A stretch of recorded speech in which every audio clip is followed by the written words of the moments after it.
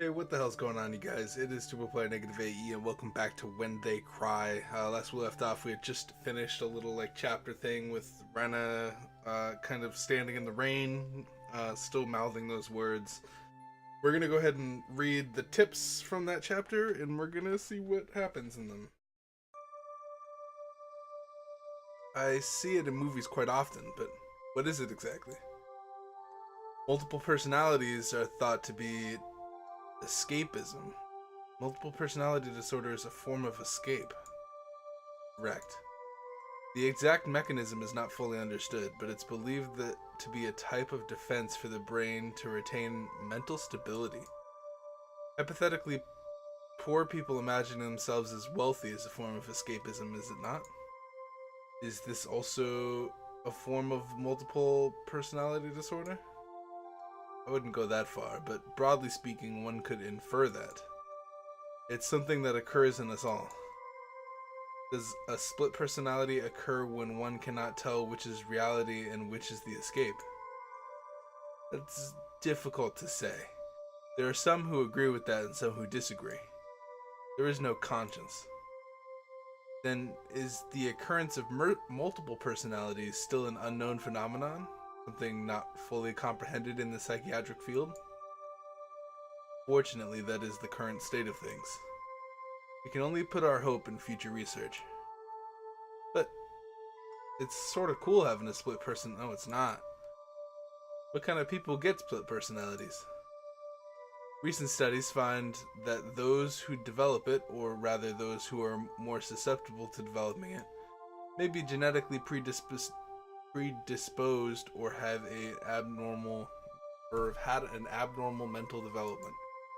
Some say that childhood abuse increases the chances.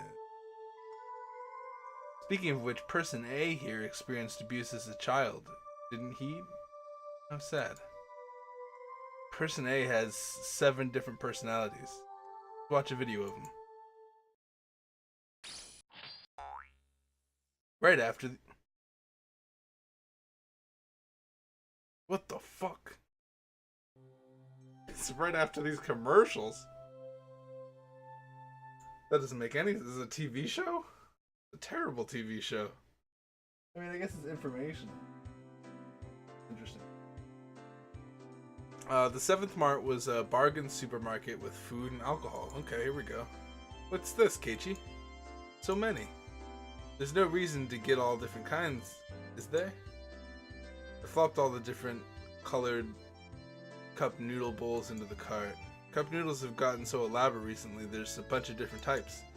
I want to try each of them at least once. I knew it was pretty selfish of me, but I thought I'd at least give it a try. Keiichi. Buy them in the big case, it's cheaper. Dad faltered.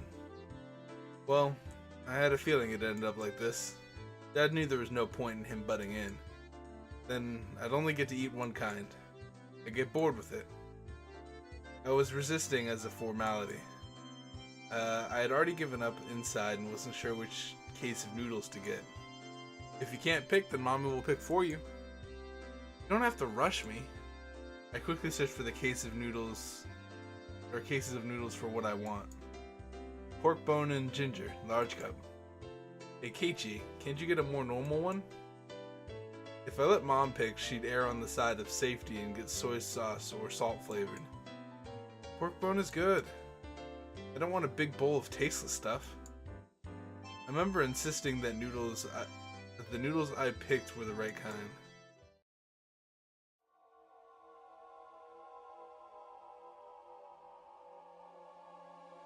In this frozen memory in time, this encapsulated world, I didn't have the power to look around my surroundings.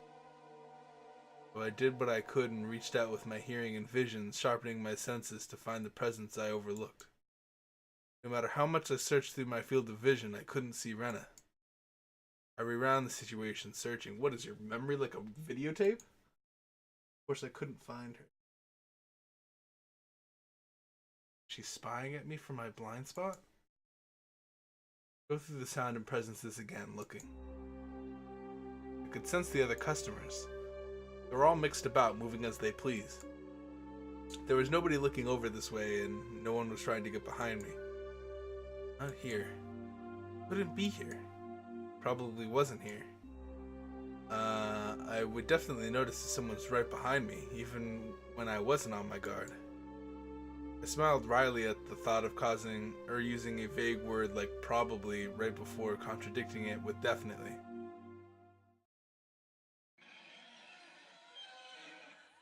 Then I paused my mental replay as a chill ran down my spine.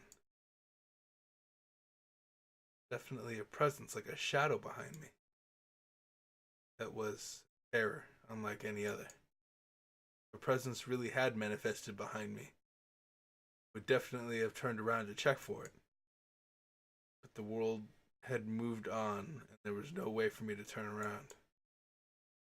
While carrying that frightening shadow on my back, I was gleefully running around the store searching for. On my back, I was gleefully running out of the store searching for a case of noodles. Running through the instant noodle section, bad mouthing my mom. But it was that presence constantly on my back, sticking to me like a shadow. There was no way to see what it was. Realizing it now after the fact was horrifying and repulsive. At that moment of time, I was running around gleefully, carrying that cardboard box. Tip-tap. Listening to that moment again, I could hear footsteps other than mine going pit-pat with every footstep. Tip-tap, tip-tap, tip-tap, pit-pat, pit-pat, pit-pat. Thank you. Thank you, onomatopoeias. While I was running, the sound of those bare footsteps were going pit-pat right behind mine. Me running around gleefully, that closed-off moment in time. But I didn't hear it. No, I heard it. Why I remembered it. I didn't think I had heard anything. That's why I didn't turn around. That is why I didn't turn around. In that moment, the pit-pat of the footsteps were following me the entire time. I couldn't run faster and escape. I couldn't run any faster than I had ran at that time. I couldn't turn around. I hadn't turned around before, not once. Then I returned to my parents and started talking. That shadow-like presence was right at my back. Since I didn't move, the shadow didn't move. That is why it made no sound. That was all. At that time, I hadn't taken a single step while talking with my parents. I was just standing there. This was undeniable. And yet, I heard it. A pit-pat. That shouldn't be. If I took 3 steps, it followed 3 steps. Wasn't that the rule? There was no sound other than that. At that time, the entire world had gone dark. Sudden darkness. The end of my reflective journey. I was tired. I wanted to end it. Someone turn on the light. Except my body couldn't move. As if I was sewn into that moment in time. The past self's hair stood on end. It's impossible. Now that's just breaking the rules. I haven't moved. So you shouldn't be moving either. I couldn't move. So you shouldn't be able to move either. All the rules. I'm very confused, but also, yet the sound echoed in the darkness once again. Because this is just a tip. This isn't the story. The hair on the back of my neck pricked up on end. So close that it was hard to tell whether it was touching the hair or not. Why couldn't I move? How the presence was moving behind me. I quickly realized. I could move. It's just that I was scared and I didn't want to. But now was the only time I could turn around. It was something unforgivable in this moment in time. But I needed to turn around immediately. As if my entire being was trying to force me to stop. It began to administer a pain like a needle being stuck into my every pore. Turn around. Turn around. I'm not scared at all. I'll turn around. I'll turn around. I'm not scared at all. A scream I was unable to vocalize. Bro. I turned around. At first I couldn't understand the meaning of it. What? What is this? The situation in front of my eyes was like a mouth biting an apple and slurping the juice the way you would do with an apple. My mind was being eaten. I began to munch down. Slurping the juices because it was like an apple, meaning what was in front of me was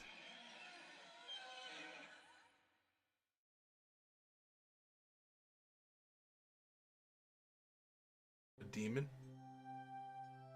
I got an achievement. Detective Ona Kakushi. Alright.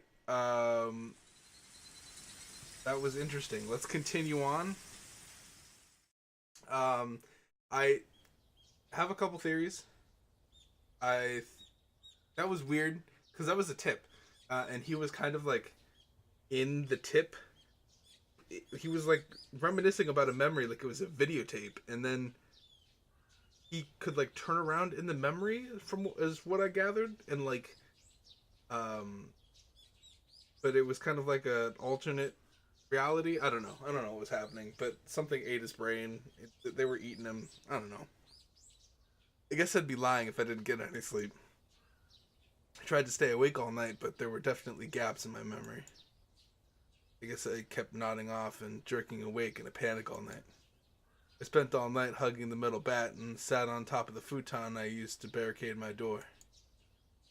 Waiting, watching, just in case someone tried to break through my window. If I left this spot, someone would break through the door, sending the futon flying and attack me. But if I stopped watching the window, someone could break through the glass and attack me. I tried telling myself that I was just being paranoid, but I couldn't sleep. The thought of being so vulnerable scared the living daylights out of me. If sleep meant taking that risk, I didn't need it. It was so much better to just stay awake. At some point during the endless cycle of nodding off and jolting awake, the light began to shine outside. But that was it. It wasn't so much morning as it was just the sun simply have risen. Snuck a peek out through the curtains. Anna was gone. I couldn't see her anywhere, no matter how hard I looked. Finally, I could hear a deep sigh of relief. The night was finally over. I'd be lying if I said I wasn't tired, but I didn't feel like sleeping at the moment. Still had time. But I needed to make my own breakfast, so I better get started soon. Skipping school was also an option. With my mom gone, it'd be easy to play hooky. Honestly, I debated it. The risk involved in leaving my house was incalculable. So staying holed up here was probably my safest option. But staying here wouldn't solve anything. Oishi-san wouldn't help me without cold, hard evidence. Neither he nor my parents. So unless I found some sort of proof, these relentless nights would never end. I stretched my body, tilted my head back, and closed my eyes just like I did every morning.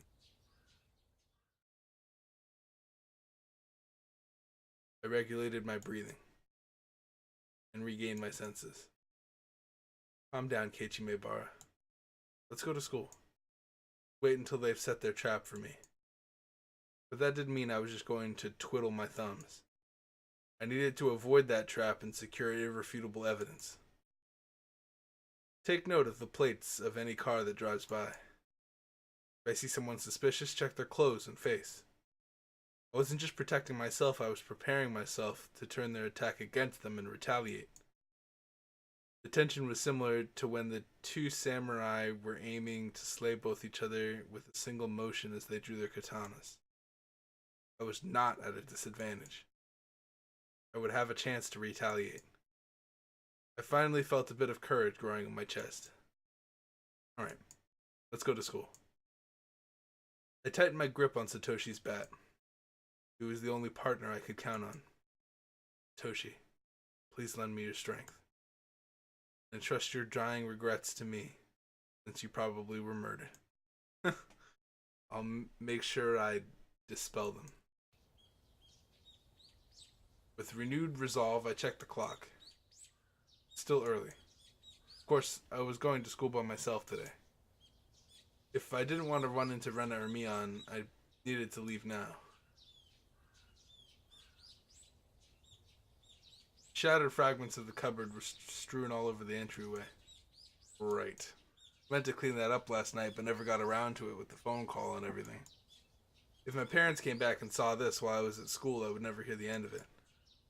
Still, I'd be wasting time if I cleaned it up right now, and considering what would happen if I ran into Rena or Mion, it wouldn't be too late to clean it up after I got back home. Making extra certain that the doors were locked, I left the house. My uniform was still covered in mud from yesterday, so I left it in the washer. Today I was going to school in a tracksuit. By wearing a different outfit this morning, my mind was forced to accept that today was different from yesterday. I had a hunch. Today might be the day I get killed. Keep your guard up, Keiichi Maebara. The only one who gets to decide if today is my last is me.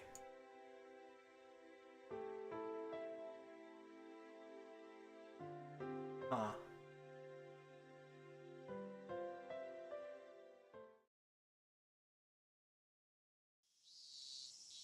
I'm very interested to see what happens.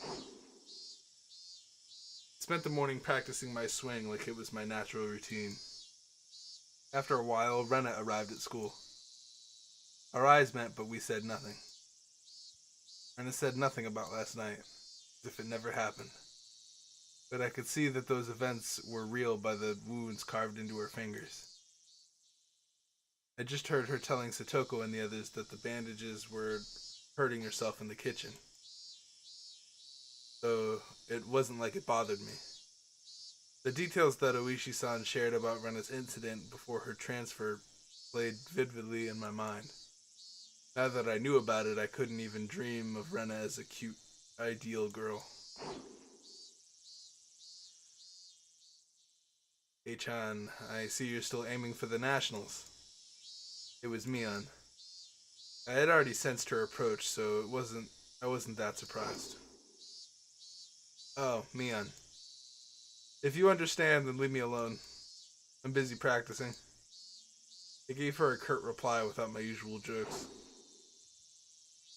Then I gave the bat an even larger swing, tactically keeping Mion from getting any closer. Hey, Kei-chan, take it easy. I think Mion got the message, but she still urged me to give it a rest. Homeroom's not that far off, is it? Just let me finish practicing. I swung the bat even harder as a sign of my refusal. Kei-chan, when did you get into baseball? Just recently. Recently, you mean yesterday? Don't ask as if you already know. Don't ask if you already know. Oh dear. It's a very unsportsmanlike reply. You're distracting me. Go away. I ignored Mion and kept swinging.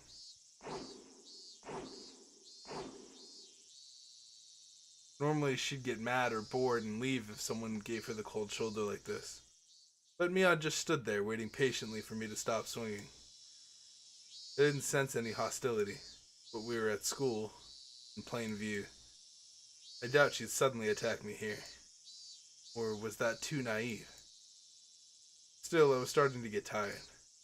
Maybe it wouldn't be so bad to take a break and hear her out. You needed me for something, right? What is it? Sweat poured from me as I stopped swinging. I noticed my shoulders were heaving as I breathed.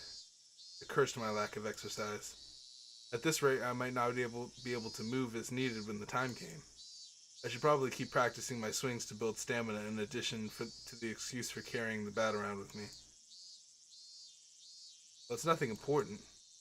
If you're tired, I can ask again later. Now is fine. I'm only dealing with you right now because I judge this situation to be safe. Talking to you alone and away from others? That's out of the question. Well, Mion was uncharacteristically trying to choose her words.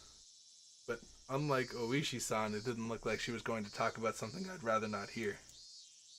Mion was puzzled, trying to find the right thing to say. But then she gave a hearty laugh as if to break herself out of that mire. This old man's just no good at this stuff. Having a poor vocabulary hurts. What's this all of a sudden? If you have something to say, then just say it. Stop it. Stop that swinging. She cut straight to the point. Her request was so frank I didn't understand it for a moment. I had already stopped swinging to listen to her, hadn't I? I just stopped, didn't I? It's not what I meant. I want today to be the last day you swing that bat. Sorry. It took me some time to understand what she was asking for. What's wrong with swinging a bat? Why? It's none of your business, is it? I'm not bothering anyone, am I? Dude, I love, you better not back down as soon as she gets cold eyes. You are. Mion said it flat out. This didn't make any sense, and that was really irritating. When did I bother anybody? Mion was at a loss for words. She finally made up her mind and spoke. She started as she said it. Because, Kei-chan, that's someone else's bat. You shouldn't borrow it without permission. It was left behind by a student who transferred, right? I'm just borrowing it until he comes back for it. Huh? Yeah, he transferred. Mion grew uncharacteristically flustered. This made it all too clear that his transfer was a lie. But strange, isn't it? For the older brother to transfer by himself, while his little sister stayed behind. Mion couldn't hide her reaction as my words shook her up. Kei-chan, you knew? Satoshi Hyojo. Satoko's older brother, right? The one demoned away last year? Unable to respond to that, Mion fell silent. Ren asked the same thing. Why did you start swinging that bat? He told me Satoshi did the same thing, practicing his swings, right before he went missing. So is this some kind of omen for Oyashiro-sama's curse? Shh. Oh, don't pull this. Mion panicked and looked around. Please, Kei-chan, don't mention Oyashiro-sama so recklessly. I don't believe in him, but the others very much do. Rena especially. Dangerously so. Anyway, you're scaring everyone. You're just fooling around, and stop it. You have to stop acting like Satoshi. I was the one who was scared. Who do I have to thank for taking up this bat in the first place? But it still unsettled me knowing that my actions were overlapping with Satoshi's. It would be one thing if someone suggested it, but I thought I was making my own decisions. I'll say this now. I don't know anything about Satoshi. After all, you didn't tell me anything about him. We didn't mean to hide it. You were hiding the incidents that happen every year, weren't you? That's because we didn't want to scare me? That's your reason for leaving me out? No, we didn't mean to. Man, I asked you directly if something happened to the dam, didn't I? And you told me nothing happened. When someone was dismembered and murdered. You lied to me. Sorry, I didn't mean to lie to you. Friends don't hide things from each other, right? Isn't that right? Then you all aren't my friends. Kei-chan, Mion looked helpless and flustered. Was I imagining the tears in her eyes? So we're coming back to this whole, there's demons inside my friends, but my friends are actually my friends, and I'm gonna murder my friends. That's what I'm thinking is gonna happen. I could never have imagined Mion acting like this. Oh, by the way, those get well mochi you brought the other day? They were good. I thought I was going to bleed. Who did it? You? Or Rena? Me. She admitted to it so easily. I couldn't help but be surprised at how easy that was. You could have killed me. How could you do that to a friend? But it was just a little prank. Mion gave me a wry smile with a mixed confusion, causing even more anger to well up inside me. You think that was a prank? I grabbed Mion by the collar. Okay, well, I don't know if that's... She hasn't done anything aggressive yet. And lifted her up.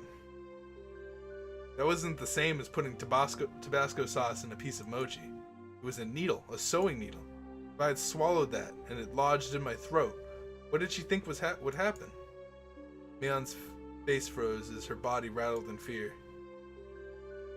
This wasn't the Mion Sonozaki I knew anymore. Anyways, you're not my friend.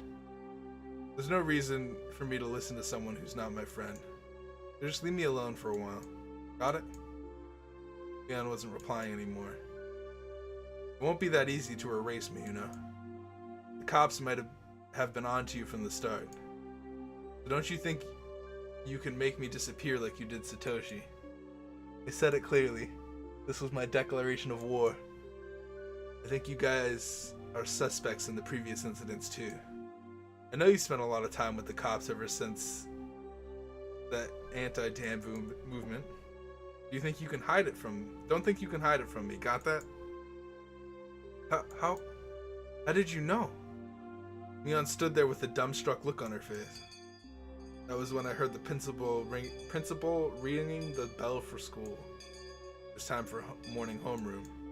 Let's go. Class representative needs to be there, right? At that moment, for the first time, I realized Mion was sobbing as tears ran down her cheeks. You're so mean, Kei-chan.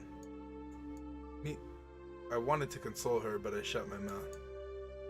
I had no need to feel guilty. I'm going. Don't be late for homeroom. I left Mion still shaking as I turned around to head for the entrance. I had no idea how troubling it was to make a girl cry. Behind my back, I could hear her muttering. It was a faint mutter as she was speaking to herself.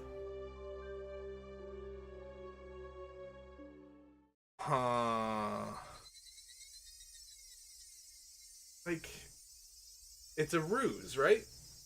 Either that... Am I crazy? Am I actually crazy? That's dumb. I don't want to be crazy. Am I actually, just sleep deprived or some shit? You know? So that's how it is. Huh? She wasn't saying it to anyone. It was Mion talking to herself. But it was the sobbing voice that had kind of a giddy cursing tone. I inadvertently stopped and turned back towards her. So it was that bastard. He leaked it all to Kei-chan. She balled up her fists as tears continued to rain down. She glared at a spot on the ground, with a terrifying yet smiling face, cursing. A chill ran down my spine from that demonic expression. This transformation, Mion's transformation, was different from Rena's.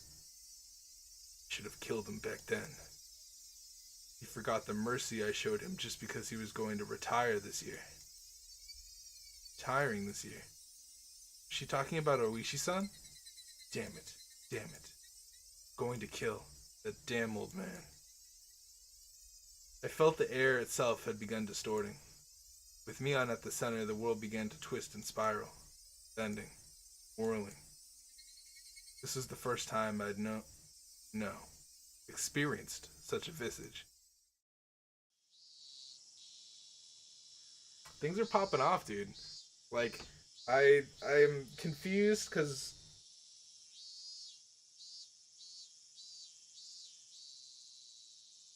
I don't know. Okay, Rise, attention. Mion made up an excuse for her red eyes by saying there was something wrong with her contacts. After that, neither Rena nor Mion spoke to me for the rest of the day. Neither Satoko nor Rika-chan looked me in the eye. Strangely, I didn't feel hurt. Everything had just went back to the way it was.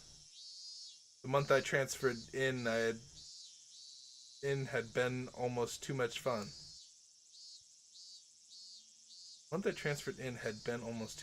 That was all.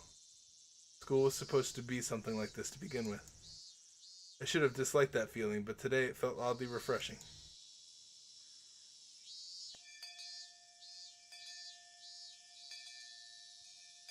The bell rung, sounding the end of the monotonous school day, which had felt so tense yet so dull. Since it would cause a lot of unpleasant memories if they asked me to join in to the club activities, I promptly started preparing to go home without even looking at them. I stuffed the contents of my desk into my bag, wrapped my hand around Satoshi's now familiar bat, and began heading towards the entrance. I was assailed by both the exhausting relief that nothing had happened today and the tiring possibility of repeating the same thing tomorrow. But deep down inside me, far beneath, in the recesses of my heart, achingly, I knew. Oh, dude, this is the last day. This would be the last day of the cycle. We're at the end already. Well, at least this chapter. I couldn't tell how the ending would be. Whether it would end how I wished it to end, or if it would end as I hoped it wouldn't. Regardless of my current state, there was something more important than how things would end. There was something I wanted to know. Why did I have to be killed? How did it come to this? Why?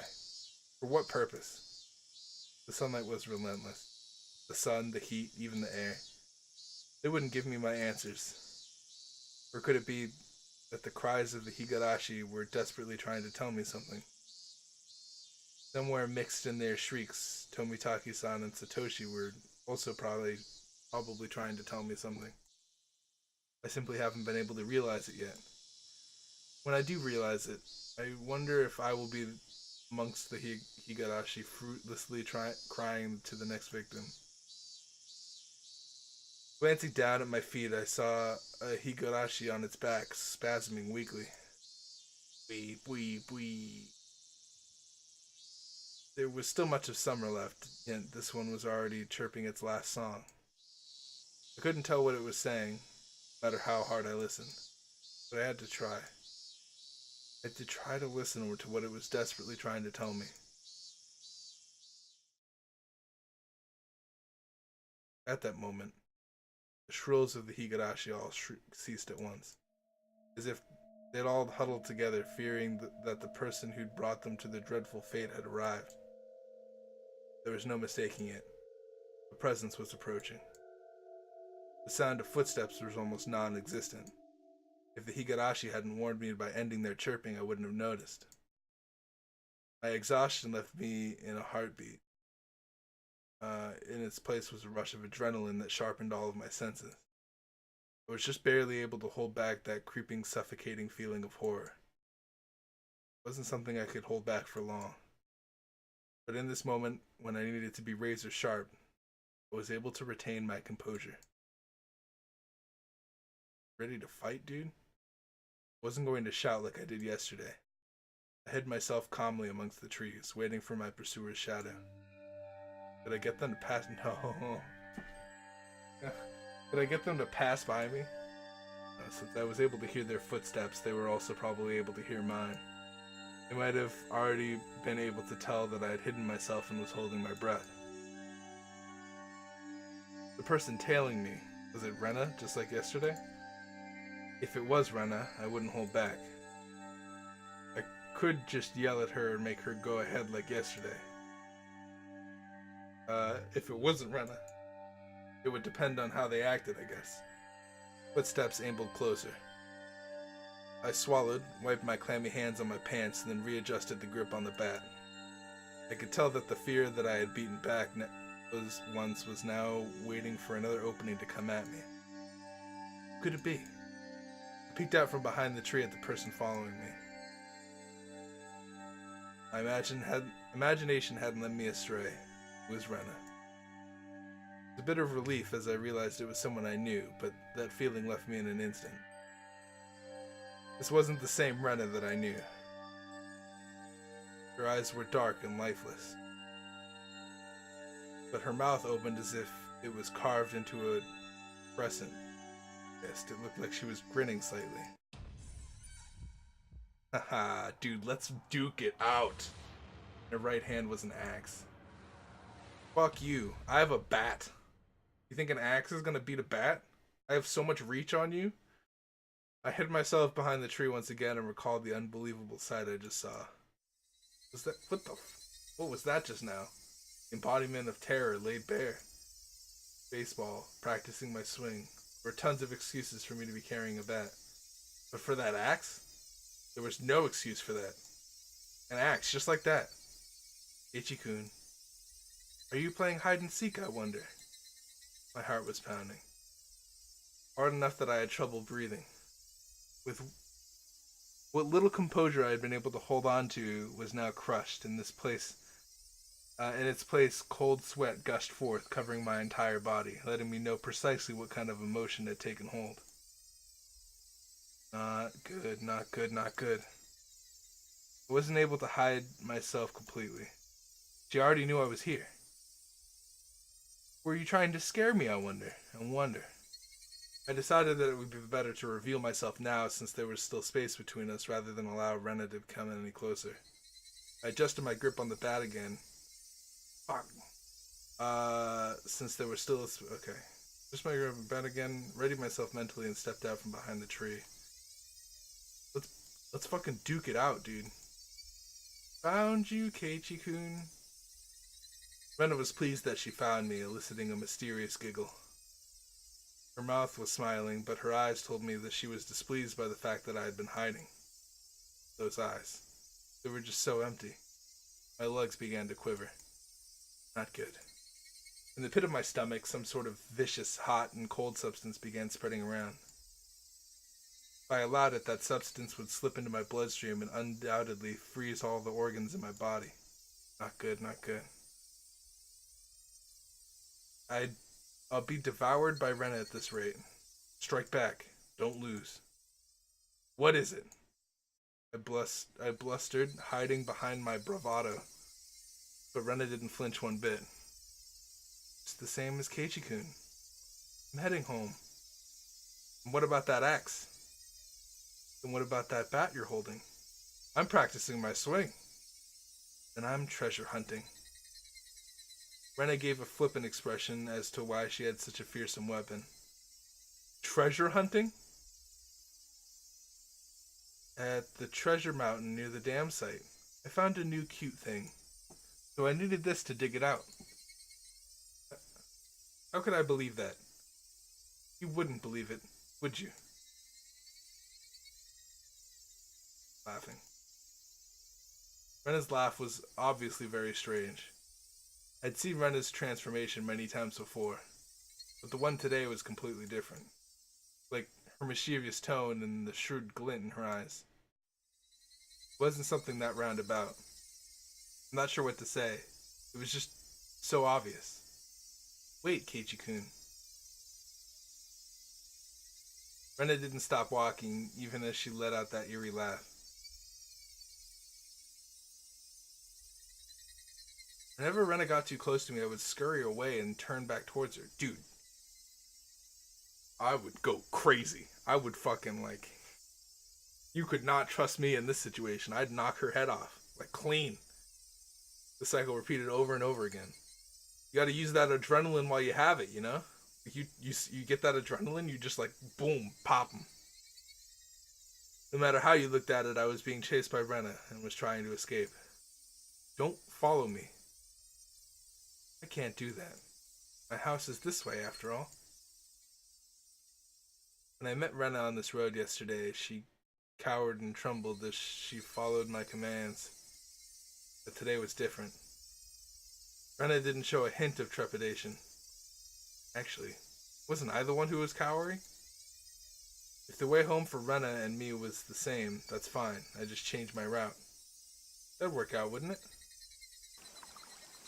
I turned onto a street I'd never been down. Oh, Jesus Christ. That's not a good idea. You should have just whacked her in the head. I turned on a street I've never been down, knew little about. But Rena saw me do that and followed me while laughing. Why? Why aren't you going home? And just go home down the street you normally do. Why would you follow me down this weird little side road? Those thoughts screamed in my head and eventually spilling out of my mouth. Why are you following me?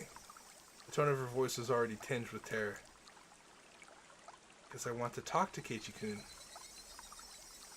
Keiichi-kun wants to talk to Rena too, doesn't he? Doesn't he? I don't want to talk about anything with you. That's a lie, isn't it? There's something you wanted to ask me about, isn't there? Not at all. I have nothing to talk to you about. That's a lie, isn't it? It's not a lie.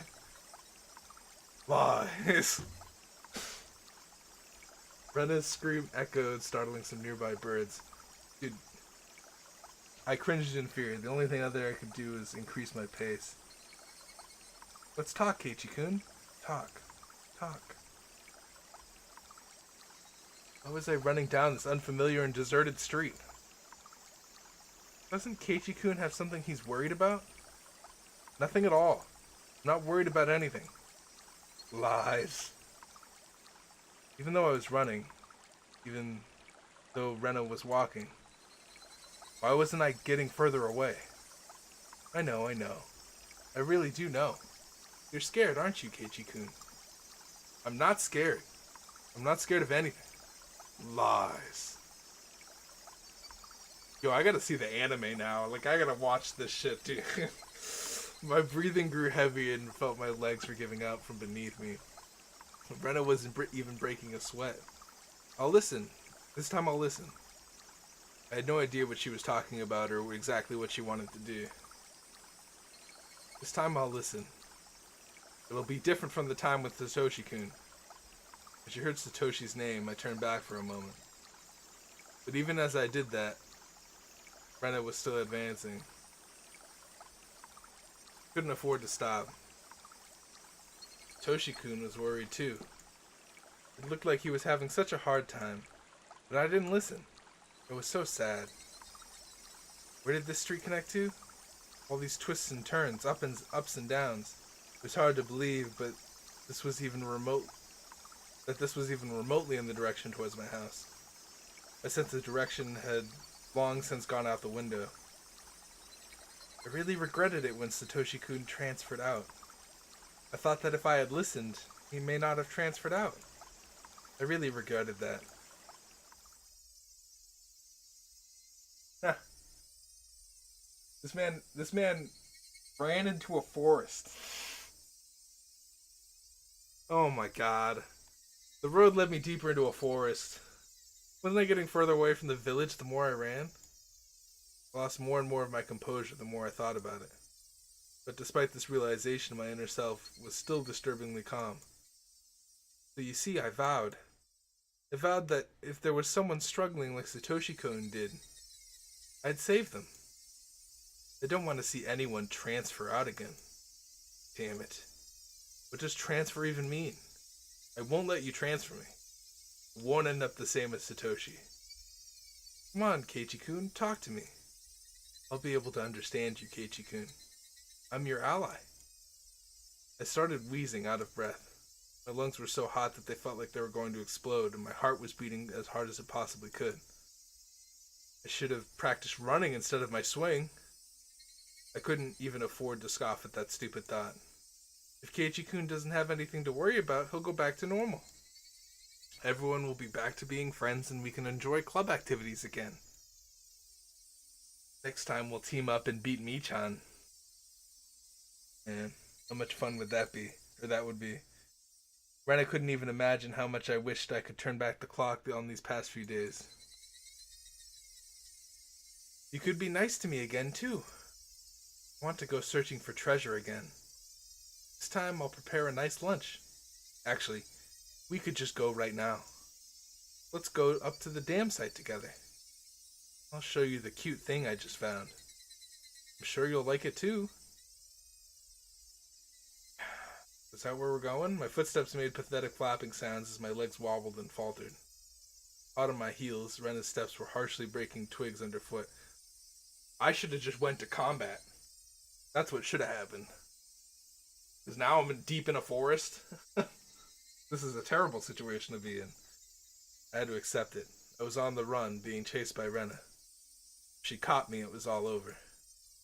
Realized it instinctively. Couldn't even think of what the end would entail. Just that if I was caught, it was all over. That's all I knew. Didn't matter how it was going to end. I wouldn't let it end. Not without knowing anything. Not yet. That momentary lapse was all it took. Of all the things that could have happened, my knees buckled underneath me and crumbled towards the ground. Tried to stand frantically, urging my legs to respond. I used my bat as a makeshift cane to prop myself up, but Rena was already standing right in front of me. Compared to me, out of breath and utterly exhausted, Rena was so cool and composed that she could have froze the air around her. She wasn't breathing hard at all, rather, I couldn't even sense if her heart was beating. You afraid of something, I wonder? It's not like you to tremble, Keiichi-kun. Dude, you know how crazy... I'm gonna stop talking about it. Like, this whole situation, this soulless eyes, that mask of affection. As she admonished me for trembling, Rena's hands deftly slipped over her head. That blur of the arms as they moved made me feel if I was staring at the godliness of the thousand-darn Buddha. Then, as both of her hands met above her head, that axe she held came into focus. I stared up at it in disbelief. It was all I could do. Tell me, what happened to Satoshi? Rena stayed like that with the axe raised above her head and solemnly opened her mouth. It was as if she was expressing a farewell to a friend she was never to see again. That cruel scenario resided somewhere in her actions. Told you. Satoshi-kun transferred. Out. Enough of that transfer crap. Means demoned away, doesn't it? Doesn't it? You can't tell me now, can't you? Who made Satoshi disappear? Was it you? Mion? Or someone in the village? Answer me. I became more frantic the more I screamed, but Rena did nothing but maintain the same smile frozen on her face.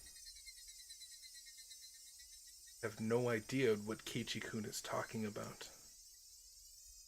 Then I'll say it in a way so you do.